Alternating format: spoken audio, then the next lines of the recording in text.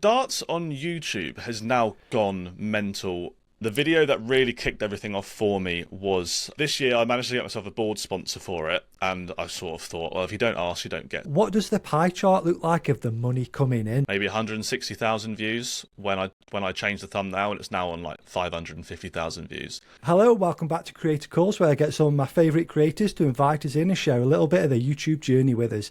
8 episodes in, and we've had some fantastic guests so far. I'm really excited for this one because I'm a big darts fan, and today we have a channel doing some huge things in the dart space, getting tens of thousands of views on his videos, thousands of views on his live streams, designing products and hosting in-person events. This is turning into a fully fledged darts business at this point. You might know him as the darts referee on YouTube with nearly 70,000 subscribers and over 11 million views. Jack, welcome to the channel. Hello, how are you? I'm good, thanks. How's your morning been? Yeah, it's been pretty good. A little bit busy, but yeah, pretty good. No, just to kick us off then, if someone went to your channel right now, what kind of darts videos would they find on the channel? So I try and keep my channel as sort of entertaining and sometimes silly as possible, really. So a lot of my channel isn't the typical reviews and products and stuff. It is just trying different challenges and trying to like challenge myself to do things in darts and going to events and filming that sort of thing. So there's a whole range of sort of videos on there, from practicing sessions and going to tournaments and playing in tournaments, or shooting a crossbow at a dartboard, that sort of stuff. That's kind of what I do. Yeah, I love that you're more bringing YouTube to darts than darts to YouTube. And what I mean by that is a lot of the video concepts are the very YouTube concepts, but you're doing it, obviously you're bringing the darts into it. Are there any channels that you look at and think, I want to be the blank of darts on YouTube? Yeah, there's a few, to be honest. I'm a big fan of YouTube. I don't really watch TV. When I get home, I connect my phone to my TV and I watch YouTube videos. So yeah, the people who do like sports-based content, but it's still fun. I'd say the number one person I watch, and I think I would love to be able to like bring darts to that level, would probably be Chris MD. Have you ever watched any of his videos? So he does football content. But the thing I love about Chris's videos is, like, I'm not massive into football, but he could remove every aspect of football from his video and I'd still watch it and find it funny and enjoy it. So yeah, I'd definitely probably say Chris MD is like, he's up there. Yeah, you could definitely take the Chris MD formula and put it into pretty much any sport and people would enjoy it because of the entertainment value. Yeah, 100%.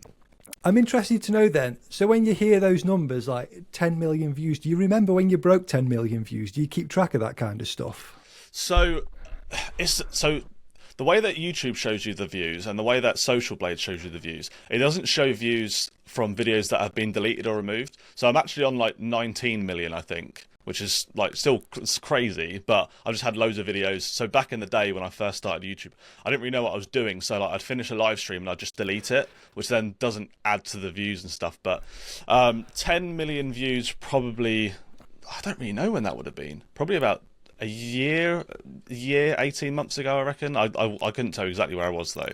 No. Do you remember when things really started to take off for the channel then? When sort of the line goes like that and then it starts to sort of turn up, when you really started to get some trajectory going? Yeah, so I was quite fortunate in the timing of creating the channel. I created it in November 2019. So I built myself a small little community of about 1,000 subscribers going into COVID. So obviously we had like however many weeks it was of sitting at home doing nothing. And I was like, well, I'm not doing anything. I might as well just make a video a day. And the video that really kicked everything off for me was a video that I titled, I Practiced Like a Pro for 30 Days. So because I just had so much time to do whatever I wanted, I'd spent about 3 hours a day practicing. And I'd gone from someone who hadn't played darts in a few years, realistically, to playing a lot of darts. And I just wanted to see what the progress would be like. And the progress was really good, and the video did really well. I think still probably in my top 5 best performing videos after 24 hours, and that was like less than a year into creating the channel. And yeah, so that I reckon that was the video that really kicked it off for me. I think it's on about 550,000 views, which is like nuts. It's like a big portion of my channel is like one video that I uploaded nearly 4 years ago. Yeah, I did notice during lockdown is when I sort of got wind of all these online darts communities as well, and all the apps where you can play against other people. Have you noticed any difference with the Lukeller effect, we'll call it, this year? Has there been a spike since then? So it's tough to say, because darts on YouTube has now gone mental on other people's channels. There are a lot of other channels who are uploading darts content who normally wouldn't. Like the Sidemen, I think the Sidemen have uploaded about 4 darts videos in the last few months, and that is because of Lukeller. That 100%. I went and did a shoot a couple of days ago where I met a couple of like big influencers, and they knew that I was into darts, and all they wanted to talk about was Lukeller. So yeah, as far as my channel goes, I wouldn't say it's loads more, but maybe a little bit more. But also, I'm putting a lot more effort into doing stuff now, and that's also showing as well. So it's a little bit of Lukeller definitely, and a little bit of effort on my side for my channel for sure. Yeah, so you put out a lot of content as well. So what is it, like a video every 3 or 4 days and a live stream every 3 or 4 days? How do you get that much content out? How do you have the time to like edit the videos and then plan the live streams? So the live streams plan themselves really. I've got everything set up in my room to the point where the cameras are all set up and connected. I just have to turn them on. The software's all connected and set up. I just have to hit stream. So all of that sort of stuff is taken away from me. If I go and play darts for 2 hours on a live stream, everything is like done for me. I've already like pre-planned everything for the live streams. And then the videos, I'm quite fortunate. I am a full-time tree surgeon. I work for my dad, and we're very much, because I'm self-employed, it is very much a case of get the job done and go home. So some days I might not finish till 4, half 4, but other days I might finish at midday, and so that just gives me time to sort of plan stuff out, get stuff done. I've got quite efficient at the editing side of things as well, and I can film. If I were to do a video today, I could film it and edit it probably within 4 or 5 hours, I reckon. Do the whole lot and get it posted. So I've got quite efficient at it. It's not a difficult job to do, editing darts videos, because it is a camera at the dartboard, a camera at me. I'll just connect them together, and then if there's any like interaction or stuff, I can sort of like add the effects and stuff on top. But it's not really difficult. There's not a lot to it. It's quite simple, so it kind of like does itself. Yeah, I've noticed obviously you play a lot against the members as well, and a lot of the videos that you put up are like cuts of the live streams, aren't they, as well, where you take out key sections. Is it you that like picks those out and you think, as you're doing the live stream, thinking that'll make a good video, and then you remember to cut that afterwards? Yeah, so if anything specifically amazing happens in a live stream, I know that if I'm short on a video idea, I know I can go back to that and I can turn that into a video and I can make something of that. I must admit, taking things out of a live stream, it's not ideal for me. It's not something that I always want to do. But before, like if you look at my channel last year, there are loads of live stream videos, and I was just really lazy. And it was just an easy way for me to say, oh, I can't bother to make a video this week, I'll just post a part of a live stream, and that was that. But now, since the World Championships, and I've now got a baby on the way, less than 4 weeks away, I've now got to the point where I'm like, I need to like actually make something. I need to really put some effort into this and really try my hardest to see if this is feasible, because the goal is really, can I... Because I'm in my shed. This is just a shed that I've turned into a darts room, which is just at the bottom of the garden. I would love to be able to get to the point where, when the baby's born, I can go down to the end of the garden and I can work, instead of having to go to climb a tree 20 miles away. So I've really put a lot of effort into trying to turn this into something that's feasible and long term in the last few months, and it's actually doing really well, so I'm really happy with it all. Yeah, you can see that progression, even like just looking at the thumbnails of sort of the level has just risen. But with the live streams, the bits that you cut out and then the extra work that you're putting into them, it does make them into like really good standalone videos. You don't get the vibe of this has been cut from a live stream. It could have been a purposely filmed video. But before we move on to the next section, I just want to ask you about the community that you're building on YouTube, because you're using you've got memberships enabled, you're playing against members during your live streams, and you've got an in-person event coming this year. How have you gone about launching memberships and then moving on to, like, what was the thought process from, I'm going to launch memberships on my channel, then playing against members, and then on to, we're going to have an in-person event? Like, how did all that come about? So the in-person event, this is actually my third in-person event that I've done. The first two I did were 80-player tournaments, and this one was 160 players. It was a bit nerve-wracking because the 80-player tournaments didn't sell out really quickly. Like, I sort of get like 50, 60 sold out in the first few days, and then like the last 30 would sort of trickle in.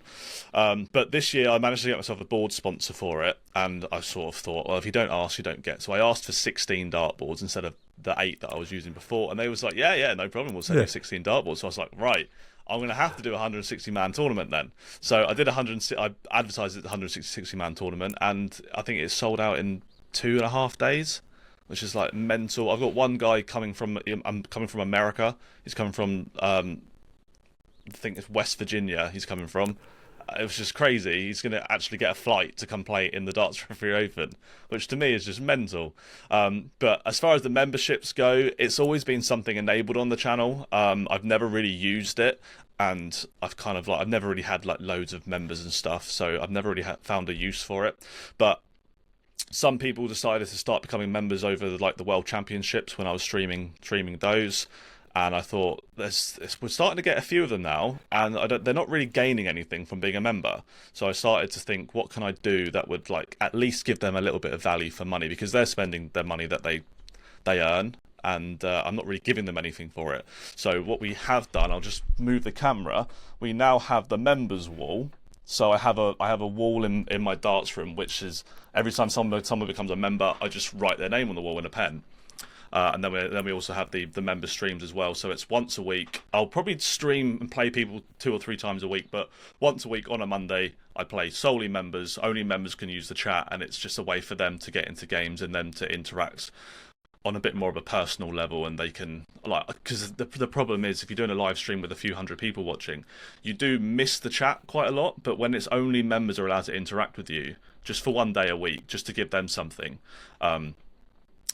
you can really like get to know people a lot better, and it just makes it a lot easier for me to interact with people who are going out of their way to support me. Instead of, obviously I appreciate all the videos, views and stuff, I really appreciate it, but the people who are really going out of their way, I feel like I need to repay them somehow by giving them extra content for them to get involved in. Yeah, with the members wall, that's kind of like a proven concept. Like, people do that and it works. But the actual live streams playing against members is something completely different that I don't think I've seen anywhere else as well. So it really sets you apart from like the rest of, like, I don't think I've seen it on like that level of interaction on any kind of live stream as well. So is there anything specific that you think would be like good advice for people thinking of starting like a YouTube community and kicking off members? Like, what kind of planning will go involved before you actually switch it on?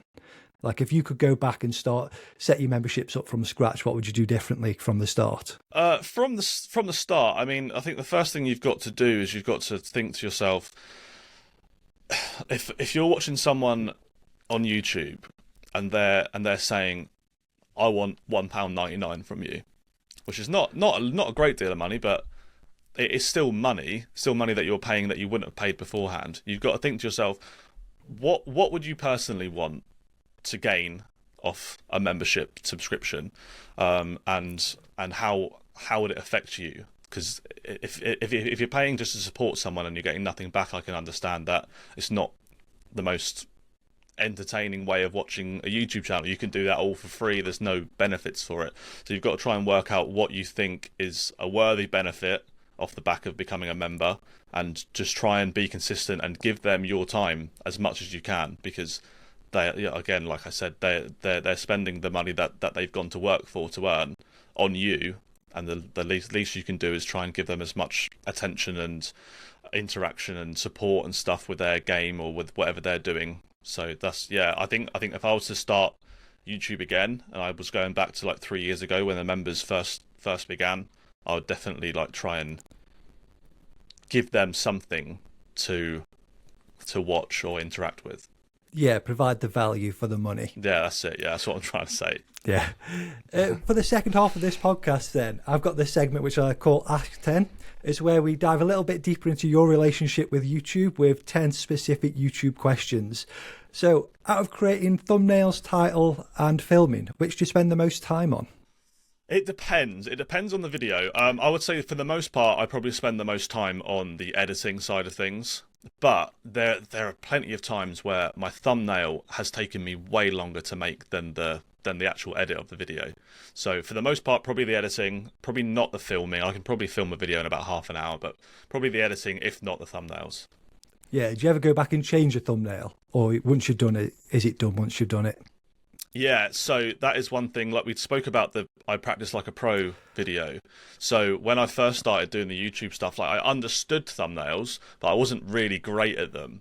And I got to the point where I was like, right, I'm getting quite good at them. I should go back to some older videos and change some thumbnails and see what happens. So I think the practice like a pro video was on about maybe 160,000 views when I changed the thumbnail, and it's now on like 550,000 views, and that's like a 4-year-old video. So yeah, I do go back and change old thumbnails, especially if they're gaining a little bit of traction, because if they're out of the algorithm, that they might just be a dead video, that they don't get any views. But if they're getting like, I don't know, 100 views a day or something on an old video that's got a terrible thumbnail, then I know that YouTube's trying to push it, and I'll just go and rework it and make it a lot more clickable and a lot more appealing to the eye. Yeah. Yeah. So how often do you check YouTube Studio? Every day, multiple times a day. I sit on my phone and I just refresh it and just see how things are doing, and like how a video from a week ago was doing, and see what's going on, because I think there's so much information in there that you can gain and you can use, but I never really used it that much. I actually at one point deleted the YouTube Studio app off my phone because I was getting to the point where I was really struggling to deal with negative comments, and I thought if I just don't see them, then I won't know that they're there. But I've got a lot more thick skin since then, and I've kind of managed to deal with them a lot more. And yeah, now there's just so much information there that you can use, and you can try and make your next video work because the last one worked, and nick things from other ideas that you've done. Yeah, it's very important. Yeah, YouTube Studio is it's like an addiction. As soon as you've got the app on your phone and you just start dipping into it, like it's like social media. Like as soon as you get hooked, you just got to keep refreshing it and keep going back onto it. Yeah. But this is an interesting one then. So if you had to start again, but you had to pick a different niche, what kind of content would you be making? So I kind of actually done the opposite of this question. So about 8 or 9 years ago, I created a YouTube channel where I was playing Call of Duty, and then I transitioned over to Fortnite. And it wasn't a big channel. I think I had about 2,000 subscribers on it. But then I decided I was going to create another YouTube channel. I sort of stopped that for about 3 years or so, and then decided I was going to create another YouTube channel, and then ended up on darts. So I've kind of done the opposite of what I wanted to do. I wanted to be like the next Ali A, sort of big gamer streamer guy, and I ended up doing darts instead because I felt like I knew it more and I was better at it. So if I was to try and do something again, I probably would go back to the gaming, because there's not a lot.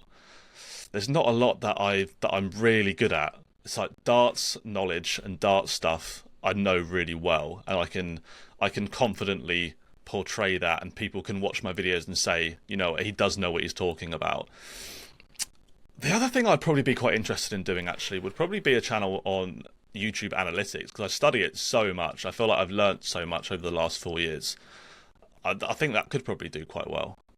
Yeah, I think so. There's a lot of people trying to do it, but they're doing it in kind of like a very YouTubey fashion. But you could do with someone breaking down actually how to get the information out of it, what's useful, and where to go to find like the things that you need to change as well. It'd be really good to get a breakdown of it. So have you ever been recognised for the work that you've done on YouTube? Like when you've just been out and about, not on an event? So it's funny you should say that. I had my first time someone recognised me outside of darts what's the date? It's Wednesday today. I think it was on Sunday.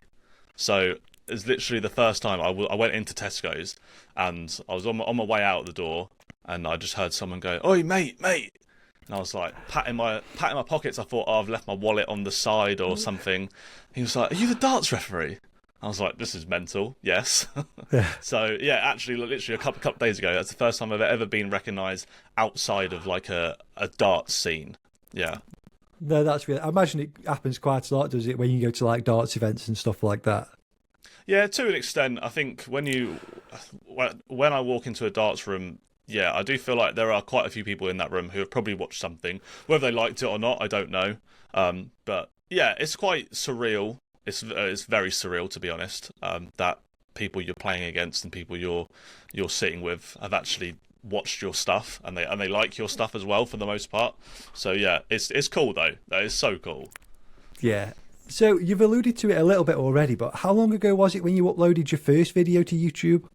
So actually, my first ever upload to YouTube, I was 16, so that would have been 14 years ago, and that was just something I filmed on my phone at school, and I uploaded it, and that was like 14 years ago, I reckon. My first video on my Call of Duty channel would have been about 9 years ago, and then my first video on the Darts Referee channel was coming up 4.5 years ago. Yeah. When do you think it was when you first started to think, I want to do YouTube, like not full time, but I'm going to take this a bit more seriously? So when I was doing the gaming stuff, I took that proper seriously, like a lot more serious than I took the darts stuff for a good few years, probably up until the last 3 months, to be honest. And I'd get home from work, and I just used to work in IT. So I'd get home from work and I'd have like 5 hours before I went to bed, and in that 5 hours I would try to make a video. I'd try to edit it and post it. So I used to like try and upload like 4 or 5 videos a week on that channel, and like the channel wasn't very big, but I kind of got the bug for doing it and being creative and coming up with ideas and stuff, and it was just so much fun to do that. So I think back then, probably like 7 or 8 years ago was when I first thought I would love to do this as a full-time job. And fast forward that amount of time, we're kind of close on a completely different niche, completely different channel, but we're not far away now. So yeah. Yeah. How long was the break from the Call of Duty channel to the Darts Referee channel, or was it a pretty quick transition? Probably about 3 years, I reckon. Yeah, I stopped uploading on that one, and then about 3 years later, I tried to start a darts channel. I actually tried to start a darts channel during that sort of time. I had a video made and edited. I had a YouTube. I had a logo made. I had like a YouTube banner. I had the channel all set up, and I just didn't do it. I just didn't post a video, and but I could have been doing this for a really really long time. And it's quite funny. I called it bag of nails darts, which is like a darts term for like a poor score. So yeah, that was the channel originally that I was going to try and make, but I just never got around to doing it. So what advice would Jack today give to Jack from what we say 9 years ago when you started YouTube properly? I think it's hard to say for when I started YouTube properly on the gaming stuff, because I was probably more motivated then than I have been for a very very long time. If I was to give advice to Jack starting the Darts Referee YouTube channel, I would say don't stress about the views. Try and understand why other creators use certain thumbnails and titles. Try and understand why certain videos do better than other videos, and then try and go off the back of that. Don't worry about comments, because people are going to leave negative comments. Whether you've got 1 subscriber or 1 million subscribers, you're going to get negative comments. Try and learn how to deal with that as well, and just try and understand your purpose in the area that you're trying to create content in. Try and understand why do you like making it so much. How can you make it better, and just really put effort into it, because I've noticed that when I try and I actually try and make a video, the video does well. And if I try and just chuck a video together just for the sake of uploading it, like filler videos, they always do poorly, and then it kind of reflects on your channel. Like if you've got a load of videos 6 months ago that were doing 10,000 views, but your videos now are only doing 1,000 views, people just look at that and go, well, he's fallen off. That's that done. I think it does reflect on you a little bit. So yeah, just try and be as best as you can for as long as you can, and ride it for as long as you can. Yeah, that leads quite nicely into this next one then. Why did you start a YouTube channel to begin with? I just wanted to be the people who I watched. I've always been so into watching videos and so into watching other people's creations and how they come up with ideas and how they execute it and like what cameras they're using and how they're editing their stuff. And it's just always been a passion of mine to watch it. And I just thought I could probably do it. If I really tried, I could probably do it. So yeah, I've always been into YouTube, and it just kind of like made sense to give it a go myself, really. Yeah, I'm always curious when I speak to other people that are creating on YouTube. Do you have any other YouTube friends in like real life that you speak to regularly? Like, do you know anybody else creating YouTube videos? Um, a few people. There are two guys who live near me who both play for my darts team, who started YouTube channels off the back of me starting my one, and that's a guy called Kurt who runs Matador Darts and a guy called Mark who runs Love Darts. So I'm often like chatting to those two about YouTube stuff and what's working and what's not, and I always try and help them as much as I can if there's anything that I've learnt that they've not learnt yet, or yeah. Other than that, not really. No. No, that's what I found as well. It's really tough to find other people just to chat YouTube stuff about because most people just don't care or don't even get it. Yeah. So, what would you rate your videos out of 10? I would say the ones that I try, I'd give them like a solid 8, I reckon. When if I watch, because I'll obviously watch my video loads of times while I'm editing it in bits and pieces, and then I'll watch it like 2 or 3 times before I post it. And if I watch it the third time and I'm still not bored of watching it, I think that's probably quite good. I think if I'm not bored of watching myself, then hopefully other people will enjoy it for the first time. But yeah, I mean, like I said before, I have been so lazy with this channel in time, over in like certain time frames of doing this, and so some of the videos I look back and I'm like, why did I even bother posting that? Because it's not good. It's just I've just been lazy with it. So I would say, yeah, I'd say somewhere between like an 8 for the good ones and probably like a 1 or a 2 for the bad ones. Yeah, I feel like you're in a good position now though because you can look back and think, well, when I actually put the work in, look at how far I've come now because the channel's like it's flying, isn't it? So if you can keep posting the videos like you're posting the videos now, like you'll be at 100,000 in no time, and then a million's probably only a matter of time. He's got to keep going, keep posting the videos regularly. Yeah, definitely. Is there anything about being a creator that surprised you or caught you off guard? I don't know really. I think the negativity of some people was a bit of a surprise. I wasn't. I didn't think I was gonna get, because I don't get a lot of hate. I really don't. But if 1 in 50 comments is a bad one, like that really affected me for a long time. But other than that, not really. I don't think. Yeah, I just hide the users from the channel if I get a bad comment. It's just like, Yeah, so yeah, I've started doing that. So I've always been under the impression of never ban anyone or never stop people from commenting on your stuff, because I feel like I don't have any right to stop them from saying how they feel. But I've now got to the point where I'm like, I don't want you watching my stuff if you don't like it. So I'm just gonna hide you, because I don't want to read your comment again. So, it, and I don't want other people reading your comments, and especially because I do a lot of work with my friend Ash, and I've known him for years, and he's on the channel all the time now, because he's like really good at darts and I'm rubbish. So if I ever need someone to do something that's actually like quite impressive, then I'll just get him to do it. But he's quite a big lad, and he'll admit that. And I've now got to the point where I feel like I have to protect him, because although he loves doing the videos and stuff, I don't feel like he should be reading nasty comments about him. So I now look through the comments even more to make sure that I'm making sure that I'm not affecting him in any way, because I don't want him to see a nasty comment and it to affect him. So if I can delete it before he sees it, then yeah, I do like to keep on top of them now. yeah. If I see a comment that I think like it doesn't bother me that much anymore because like I literally just hide the user straight away. but there shouldn't be a comment on my videos. It's going to ruin my day. So I would just literally, as soon as someone think, oh, this person is going to be a bit of a knob, there we go. Hide from the channel. Good luck with that. I guess the Yeah, last because question. sorry, I was just saying, yeah, it does. It properly does ruin your day, and it can ruin like your whole week if you see a nasty comment, and it really does affect you. But yeah, like you said, I've just started like hiding them now. Have you set yourself any goals for the next 12 months? So the next 12 months, the main goal is to make the channel a full-time thing. The way that it's going at the moment, I don't think is actually that far away. If you'd have asked me 6 months ago how far away is full-time, I'd have said 2, 3, 4 years.